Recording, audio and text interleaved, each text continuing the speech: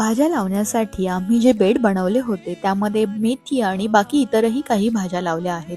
पण आजचा हा भाग परसबागेत लावलेल्या मेथी संदर्भात आहे बरं.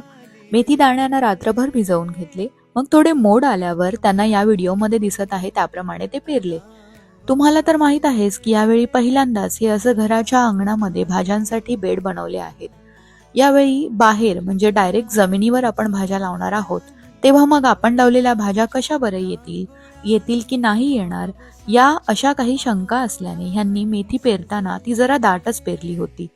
तुम्ही या व्हिडिओमध्ये पाहिलं तर तुम्हाला कळेल की किती मस्त आणि छान आली आहे मेथीची भाजी. सुरुवातीचे काही दिवस खूपच टवटवीत आणि हिरवीगार दिसत होती मेथी. मग म्हटलं थोडी मोठी झाल्यावर काढून घेऊ. पण गेले 2 आठवडे झाले इथे वातावरण सारखं बदलत आहे. मध्ये तर अचानकच खूप खाली गेला होता पारा.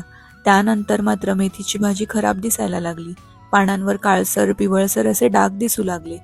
तेव्हा आम्हाला थोडं वाईट वाटलं, पण निसर्गापुढे आपलं काय चालतं का?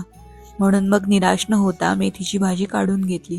पण यावेळी इतकी जास्त आली होती भाजी की 2 वेळा मेथीची भाजी, एकदा मेथीचे पराठे आणि काल तर मेथीच्या तिखट पुऱ्या बनवल्या होत्या. स्वतः पिकवलेल्या भाज्या खाण्यातलं सुख काही औरच असतं ना. तुम्हाला व्हिडिओ कसा वाटला हे नक्की सांगा. धन्यवाद.